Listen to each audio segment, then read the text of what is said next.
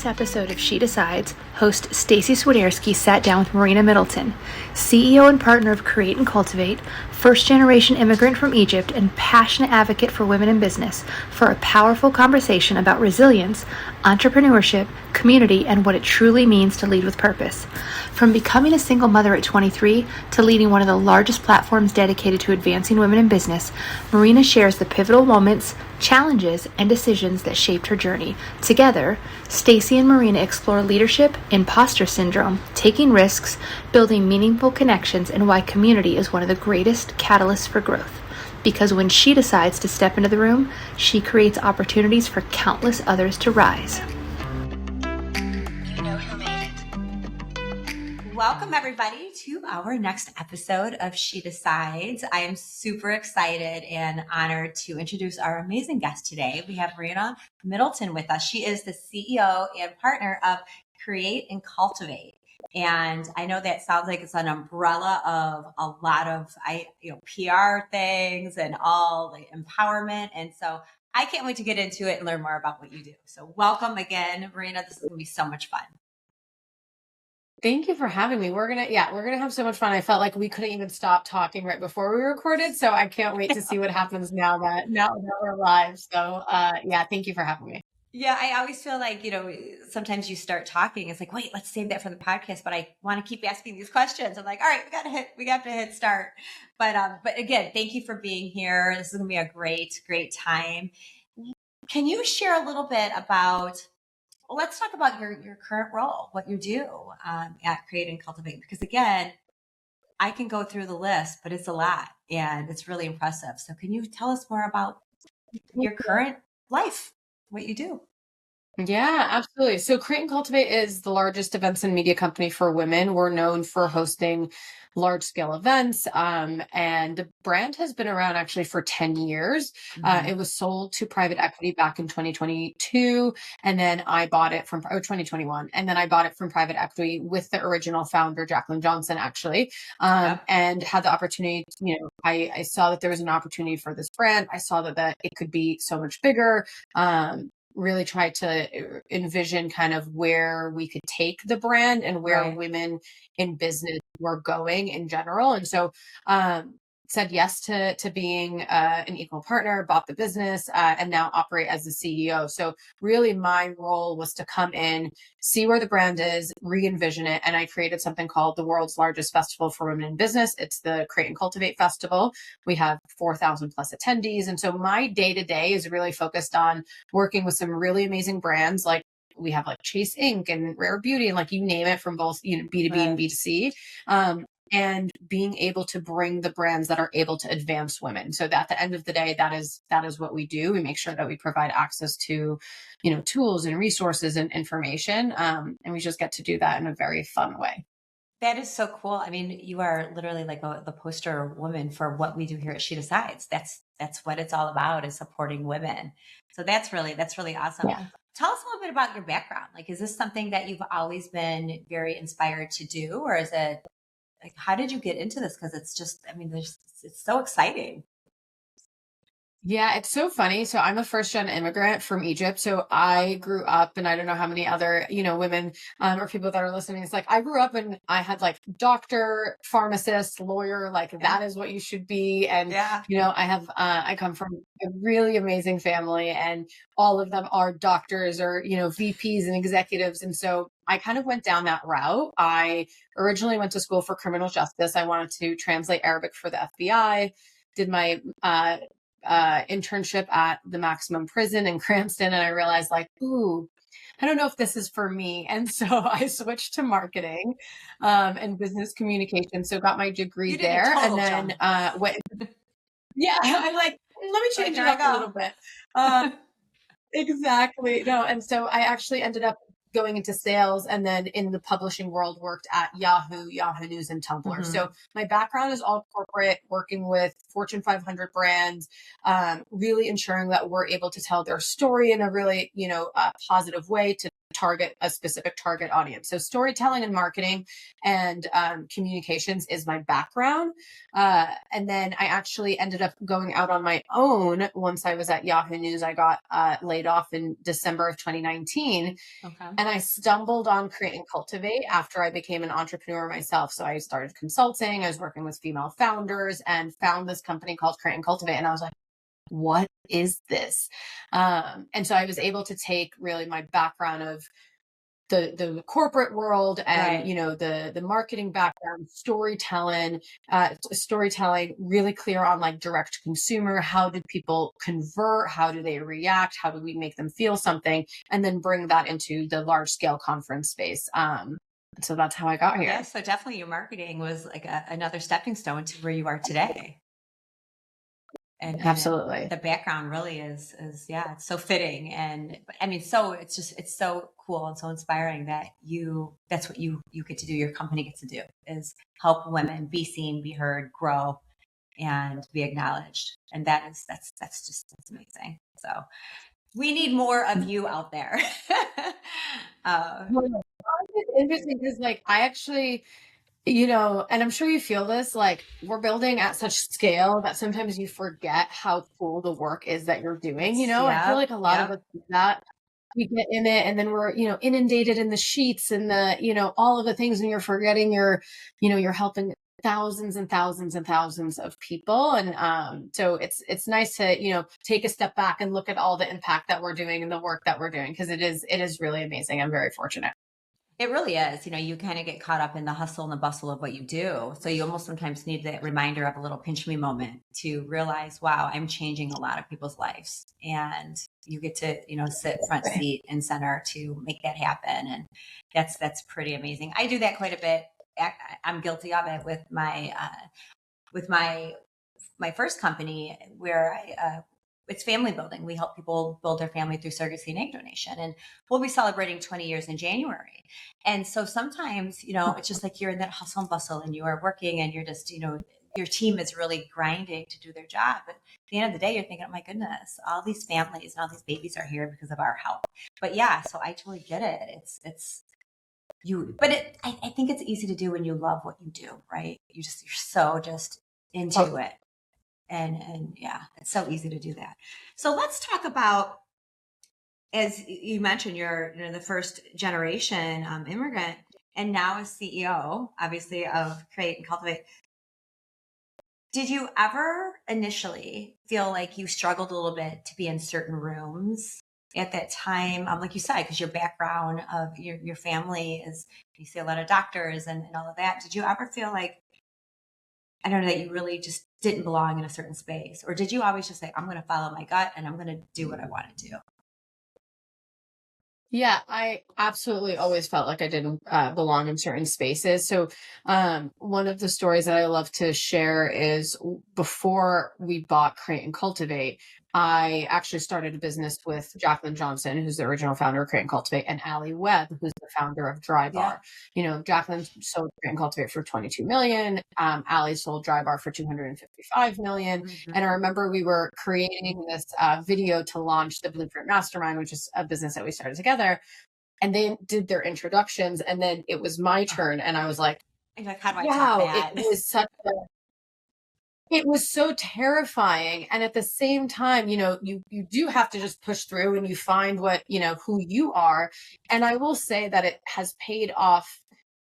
The more uncomfortable I am in the rooms that I feel like I don't belong in, the more those rooms actually pay off for me. And I stand out because maybe I don't really belong in there, but I'm in there anyway, and that's there's a reason you're there and showing you're up. Needed. Exactly. Yeah. And so I think it's less of, I really am such a big believer in getting in those bigger rooms, getting into the rooms that you're not just surrounded with like-minded people. It's actually the people that are 10,000 steps ahead of you. And you're like, it kind of changes your reality of how you see things and what is possible. So for me, that's kind of what I lean into. I'm not intimidated by a $255 million exit. Sure, I'm a little like, ooh, what about me? But on the flip side, I'm like, wow, look at the possibilities, and so that's right. kind of how I've been able to push through it for sure. Wow. I love that you were so authentic with that too, and honest. And I think that's what it's all about too, is just being real. Because if you're not real, how are you ever going to achieve what you really want to achieve? And again, being in those rooms and not being in a sense of, like you said, maybe like, women these days, like a sense of jealousy or a sense of this, but no, it's empowering. It's like, wow, if they accomplish that and I can be in the same room Yeah. and watch what they do, it's, you can do amazing things, right? It's all the possibilities that just are right there in front of us. But yeah, I love that answer. And again, I think so many of the listeners, they need to hear that. They really need to hear that. Yeah, absolutely. And I would say, I would also challenge people to be open about what, how they're feeling. And whenever I go into rooms, especially in like, male dominated spaces like the finance world, if I'm going to VC events or anything like that, I'm pretty upfront of like, I've never been here before. This is my first time, or, Yeah. I'm not really familiar with this space. And I think the quicker you're able to say that out loud, the more comfortable you are just owning Being that real. and kind of being a sponge. Yeah, like who cares, And I always say, like, why would we think that we know how to do something that we've never done before? You figure it out and you learn along the way. And so, And you ask yeah, questions. please don't ever let, exactly. Yeah, don't let that stop you. Well, I think it's important too to realize that even those people who have accomplished so much in life, and they've made the 200-300 million exits. Everybody has their own securities. I don't care who you are. I don't care how much money you have. I don't care what position you're in. It doesn't matter what house you live in. Everybody has their own securities, and just not everybody's loud about them. So I think that is always a sense of, if you're somewhere and you're meeting these people for the first time and it's pretty overwhelming and you're a little terrified, you always got to think they're just humans, right? They're just people and they have their own issues. So it's like, yeah, just go out there. And it's hard, you have to have that confidence. But that's why, really, we started the She Decides podcast a year and a half ago, was to give women the voice to sit on this platform so they can inspire other women and maybe get them out of their own shell, and just be a really, a firm believer that women empowerment is a real thing. I love that. And I love that you highlighted. I think one of the biggest things too is to remember that the duality of being really scared or new at something can still exist while you're doing it. And, humanizing people is a big thing. Every single speaker that we've interviewed, from Martha Stewart to the Kardashians to Sierra, like you name it, they have shared their, oh, this is new. I've never done this before. Or, this is exciting. Or, oh, I just launched this new product. Like, you can be nervous and new at something and still do it anyway. Just don't let it stop you. I have a podcast called Do It Anyway. And I'm like, I need to lean into that again, because that's the whole thing. You just got to do it anyway. That's right. Yeah. And it's okay. Everything doesn't have to be perfect either. I would rather just do it and just keep pounding the pavement rather than, oh, it has to be perfect, so I'm not going to do it. And a lot of times people don't even realize if it's not perfect. You may not think it's perfect, but other people think that is amazing. You're doing awesome, right? So yeah, there's just nobody out there that's perfect. I don't care who it is. So, but yeah, well, let's talk about, I have some questions here for you, some personal I want to dive into, and talk about being a single mom. At 23 was obviously a pivotal chapter in your life.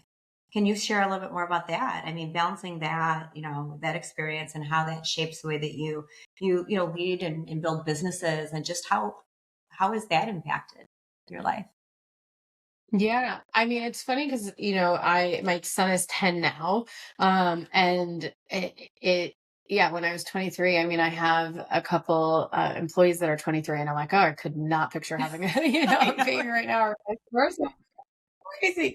I'm a baby. What's interesting? It just shows makes you grow up real quick, though, doesn't it? Really, really quick. Yeah. No, that is exactly what happened. And I think that, I think back to it, and people are always like, oh, what would you go back and say to your younger self, or what? And I'm like, nothing. I actually wouldn't want to change anything. She figured it out. She, rolled up her sleeves and was like, okay, this is the situation that I'm in. I'm just going to figure it out. I kind of took one foot in front of the other, and you just go and you do it. And I would say that, now fast forward 10 years later, I'm married, and we have such a, amazing house, and family and thriving businesses and all this stuff. And I'm like, I think if I knew how life would turn out, I probably wouldn't be so terrified when I was 23. You know what I mean? Yeah. But now, as I'm doing this in the day to day, I was like, sometimes I'm like, oh, I got over that. I could figure this out. Like I could host an event. I've done harder things, and so yeah, I think it just shows that I'm very resilient. And yeah, it is. But 23 is crazy. So I was like that. It was. I look back at that. I'm like, I was a baby. Well, yeah, I had my first my first child when I was very young too. I was in my late teens, and I think to myself, my youngest right now will be 21 in next month in June. I'm like, oh my goodness, he's in college, and I'm like, I couldn't imagine him having a child. There's no way, but it is funny. I mean, I don't know if there's no way. I'm like, oh please, I hope I just didn't jinx anything. That's for sure. But yeah, it is. It's wild, and I appreciate what you just said is like being resilient. I think having resilience is power. It's everything, because you got to bounce back, because in order to achieve success in life, you are going to fall so many times in your life. And so you just got to get back up, and and then when you start, accomplishing certain things, and if they're little, it's like, wow, I did that. I can do more. I can do more. I can do more. And then eventually you've achieved so much success that it's like, I'm still going and I still want to do so much more. So yeah. Totally. And what's interesting? I think that it is, and it translates into entrepreneurship. I think the best entrepreneurs are the ones that can get up the fastest. And I think that's been the biggest thing that has stood out to me is like, how fast can you get up? Like you're going to get hit. It's inevitable. Like you will have really bad days. You'll have really crappy situations happen to you. It's just the speed of how you can kind of just like push back and be like, okay, that sucked. I'm going to feel my feelings. And then I gotta keep it moving. And so that I have adopted that in every single thing that I do. And now I pass it on even to Sebastian of like, okay, you don't like this situation, you feel it. Cause I'm also very, mental health is so important. So I think like suppressing everything doesn't work either. So feel your feelings, understand, okay, that's, suck. But it's just like getting up and moving forward with it. I'm a big believer. I'm pretty like tough love type of girl. Like nobody's coming to save you. You figure it out. You build and move fast. And so that's kind of the approach that I've taken into life, and definitely translates into business 100%. Oh, 100%. Like you said, that's where a lot of the entrepreneurs really, they thrive the best when you kind of look at what was their background like, right? And how quickly can they get up? And, like you said, feel your feelings. You can't feel sorry for yourself for weeks, days upon weeks upon months, because people are just going to pass you up. So you got to get over it and get back in and look again, be resilient. And that's the name of the game. It's the name of the game right there. Let's talk about as well, like, you raised nearly $3 million in venture capital within 6 months stepping into the CEO role. So what were some of the hardest moments doing that? And behind the scenes, that I think a lot of people really don't see that, right? They see the outcome, but when you're in the grind and you're trying to raise this money, and especially in such a short amount of time, what was that like? Yeah. It's interesting because, there's so much that goes into buying an existing legacy brand that I don't think people really understand.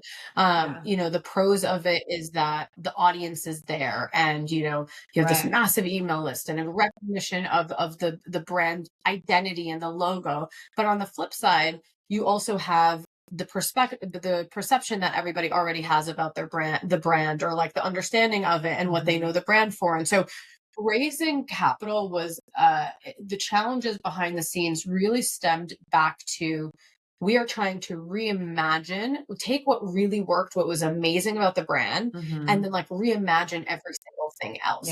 And that's hard to do while also needing to operate the business. So anybody that has raised money understands, like, truly the hardest part is not even just the raising, it's the distraction of the raising the capital while operating business, because and leading a team, and doing, right. Exactly. It's like, hey, I'm trying to sell you on this big vision of where we're going, while also trying to maintain where we currently are and bring the business there. And so it was a lot of juggling. It was a lot of, one day I'm focused on this, one day I'm focused on that, and really separating that. But I would say the operating of the business while doing it Yeah. was definitely the biggest challenge. And I know that so many people experience that while they're raising, for sure. The good thing is for us, like the fortunate thing, you hear less than 2% of women get VC funding, and less than 1% of that is for women of color. And so like we were in these rooms, and coincidentally, we didn't get as many no's as traditional women backed, women owned, women focused businesses do. And so I would say that was something that I was really grateful for, is that people Sure. believed in what we were building. They believed the impact that women were making. And so although I was burnt out from the raise, it also Right. was very encouraging to get off these calls and be like, okay, this is what we're building and this is how big we're going. It becomes And real. Yeah. I think exactly. It Yeah. becomes real. Yeah, it's like when you start it, like you have this vision, you have these goals that you want to accomplish, and you're grinding and you're grinding again. As you said, you're working and you're also doing a million other things. But then when you start to, everything's being recepted, and you're just like, oh, okay, this is working. This is, it really is this is possible. But yeah, and Exactly. you can despise, like, those small numbers, and how women, yeah, we don't get the funding, that we would like to see, but that doesn't mean we give up. We keep pushing through, right? That's what we have to do. And eventually Absolutely. be even there, even maybe, who knows, in the future, maybe we'll even soar over the top, and we'll see, better numbers there. But yeah, I think people, well, I don't think I know, they don't see what's going on behind the scenes, when you are, when you're grinding, it's not for the weak. That's for sure. um, No.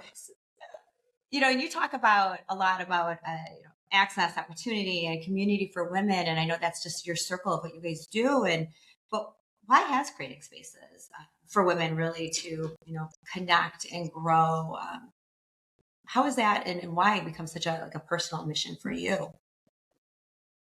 Yeah, I think I realized along the way, especially coming here, I'm an only child, came here with my parents, and Mm-hmm. we wouldn't be where we are if it wasn't for our family and our community, and someone opening the door for us and saying, hey, come on in, I will help you with this. Sure. Oh, you need a place to stay? Here you go. You need this contact? Here you go. I have been fortunate enough where like I haven't been around people that were like not sharing resources or information with me, Mm. like that wasn't it from a family perspective. And Okay. so I think a lot about proximity and how important that is. And I think a lot of us, especially in the like social world that we live in, we think proximity is just getting in front of or around people that are bigger than you, or where Yeah. you want to go, and the aspiration. But I think the proximity, and why Create and Cultivate is so important, it's actually more important the people that you're telling your goals to and who you're building alongside, because those are the people that are going to keep encouraging you and saying, hey, that was a crazy idea, but I think you can do it. Yes, do this. Or That's right. I have this person. And so I think for me to see how I've been able to grow from a personal perspective and a professional, it really is that one connection. It's the access to information, to people. And so I want to build that on a larger scale. And that's what we do. Anybody that's ever attended a Create and Cultivate event, they'll be like, what is in the water? Why is everyone so helpful and so nice? And that's just, it is the brand. It is what we do, and I it's love what we that. Very build. And it's just welcoming. so Yeah, that's great. Yeah, that's like, I can't wait to, like, now I'm gonna learn so much more about it. It's so inspiring, so inspiring.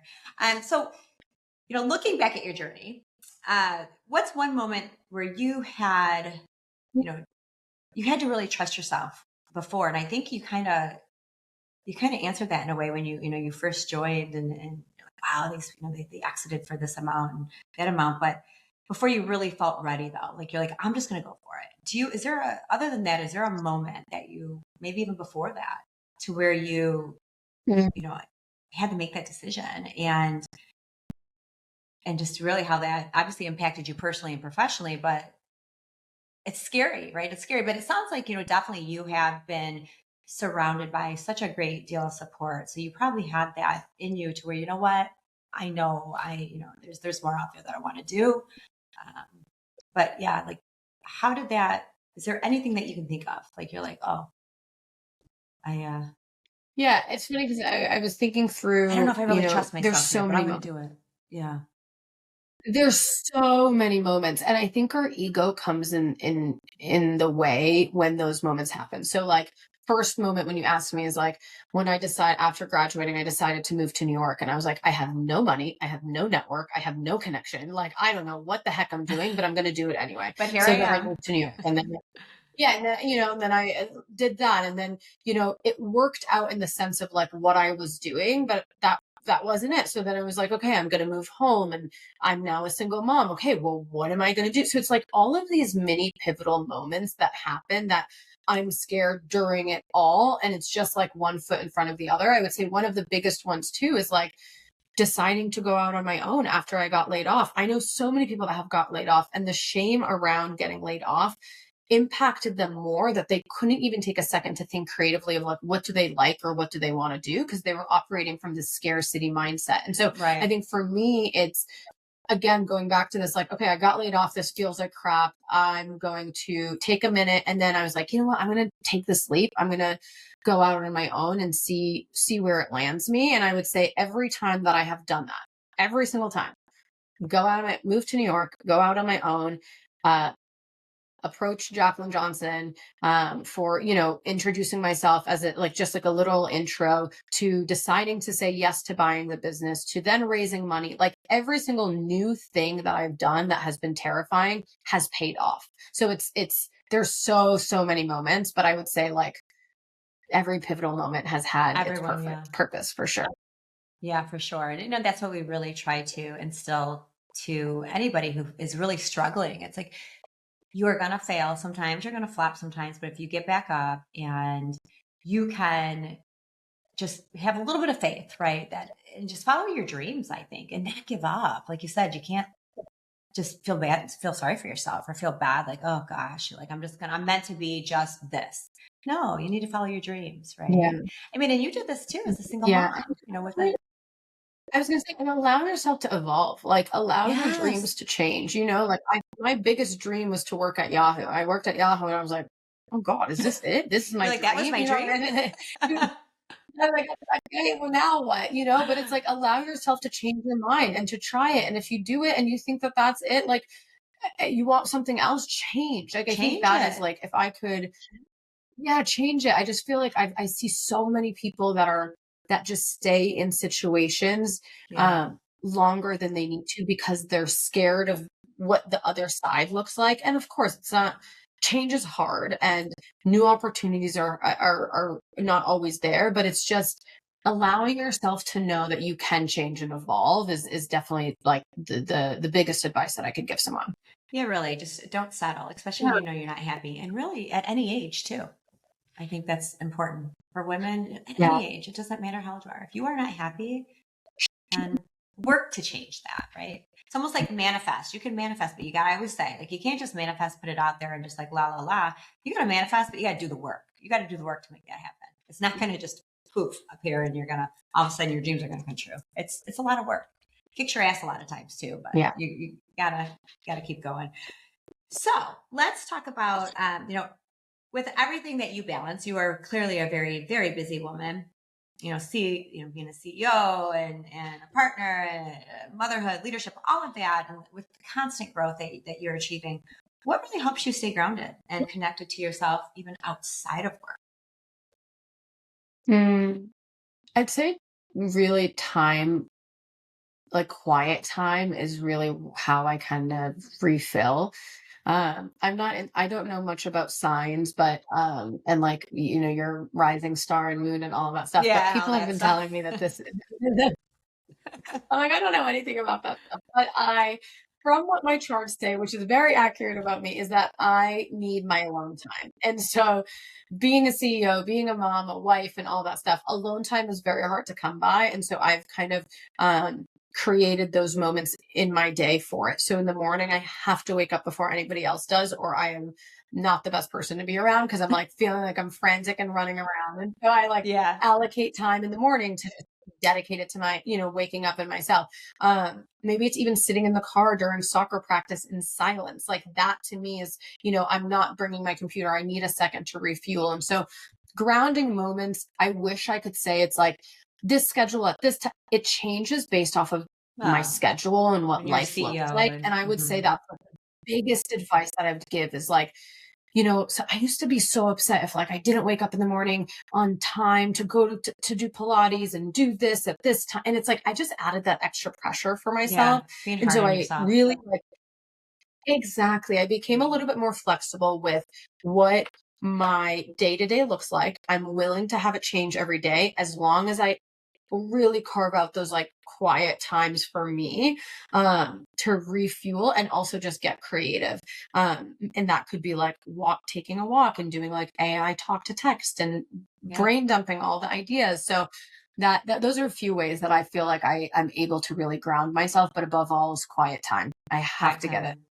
Yeah, I'm with you. That's something I try to be more and more selfish with having quiet time because I think, you just give and give and give. And you can't keep giving if you can't be good to yourself. Right. So, and it's hard. Exactly. And yeah, just not losing yourself in the process. I think sometimes we touched on it earlier of like beginning, like, you're inundated with the Excel sheets and the emails and the messages and you're getting pulled left and right. Your And staff. just like having time to think what exactly, like, what am I building? What's my goal? And just like reminding yourself of what you're doing, I think is really, really, really important. And that could look like journaling. It could go for a walk while you're doing it. It's so different for everybody, but figuring out what that looks like for you. What so brings important. you some peace, even if it's for a half hour, whatever brings you some calmness in your life, right? It's not selfish to do that. We need it. Let's talk a little bit about your company. So Create and Cultivate, for one, that's such a cool name. I love that. It's very, very fitting, right? Have you, and I know you have the opportunity to obviously have met so many, obviously famous people, if you will. Have you ever been starstruck? Have you ever felt like, oh my gosh, they're really here. I really get to see them. I get to touch them, or I get to have a conversation with them. Yeah. Yeah, it's funny. So I haven't gotten that. However, so Sierra was one of the keynotes that I interviewed last year. And how I react to the bigger ones is that I just want to learn more about them and I want to do the best at interviewing them and making sure that they feel really comfortable. And, like that to me is how I show my excitement is like, I kind of slow it down and I'm like, okay, I'm like stalking their Instagram. I'm stalking their partner's Instagram. I'm looking at all the video. Like I've become this like journalist because I'm so obsessed with having them. Emma Greed is another one I get to interview this year at the festival. And I just love her. I love her book. I love how like, problematic she is in the world to some people. And I'm just like, I'm here for it. And so I love her realness. My starstruck. Yeah. And so I'm like, realness. That comes out in that. Yeah. So I will say last year, Aisha Curry was at our event and my 10-year-old was there and Steph Curry came. And I would say I was more excited for Sebastian to meet Steph Curry. And so I got giddy because of that. Cause I was like, I'm able to create that opportunity for him. So that was very special. That's pretty cool. Us. Yeah. That's every 10-year-old's dream, right? I mean, come on, to meet one of the best basketball players there is. I'm one as a mom. I don't have to do anything else for the rest of my life. Yeah, you got that award right there. Yeah, I think a lot of times when you're in those situations, sometimes it is like you said, just talking less sometimes and just absorbing, like just listening to them. Yeah. And it's just really neat. It's just really neat and their experiences. And again, not that they're any better than anybody else, but when they're in the public eye, right? Sometimes, you do see some of the public figures that are more transparent and real, and some that really aren't so much. So it is interesting. I think like when you get to have that opportunity to have a conversation with them and also to see like what kind of information are they going to really share with you, like and you can, and as you know, it's like when you are interviewing people or talking to people, you kind of get a sense to know, are they comfortable with me, or am I pulling? Totally. pulling to try to get information. So, but yeah, how cool that you get to meet or interview. I'm agreed. Like I've been so just infatuated with her, just her life, just from her humble beginnings, and she's so open and sharing her story. And I think it really gives other women, just really that sense of, wow, like I can do it. I can do it too, 100%. Yeah. And again, with so many of the speakers that are coming to our events, it's interesting. What my favorite part is actually, like, on the flip side, their stories are impactful, but it's the thousands of other women that are coming and getting to share their stories based off of someone else's story, and I think that actually plays a big part with, like, why a lot of these speakers actually end up, like, hanging out and walking around the grounds and, like, being able to, like, sit with attendees. That doesn't really happen at other events. Like, usually the speaker is in and out, you're like waiting to get them. Yeah, it's a different energy at Create and Cultivate. It's slower. They want to hang out. They're listening to other people's stories. You can see them, like, sitting in groups. It's really cool. And I would say that that's, like, it actually makes it where nobody feels starstruck. Everybody feels like they're all on the same level, which is again unheard of for these caliber of people. Yeah, it's amazing. Yeah, the guests that you have. And I think too, for the speakers, I'm sure, when they're sharing their story and they're empowering these women, it brings them back, I'm sure, to a lot of times to their beginnings. And they're like, wow, I was once kind of a nobody, if you will, right? Like nobody knew who I was, right? But then when it just shows, I think, really the impactfulness of women. You get a group of women together that really are there for the right reasons and they want everybody to do well. They want everybody to thrive and be successful. I think that just really, it decreases the anxiety of, oh my gosh, I'm uncomfortable, because everybody starts sharing their realness. And then you can, you can just, feel so much better. Just be yourself. Right. So yeah, and I'm sure the speakers are like, wow, it feels good to them too. They're human. They, this is, they're inspiring others. And it's when you can inspire somebody, that's a good feeling. It's a good feeling. Absolutely. Yeah. So I think that's, women in general, that's again, why we started the podcast, is really just to bring women together rather than competing with one another. Let's support one another.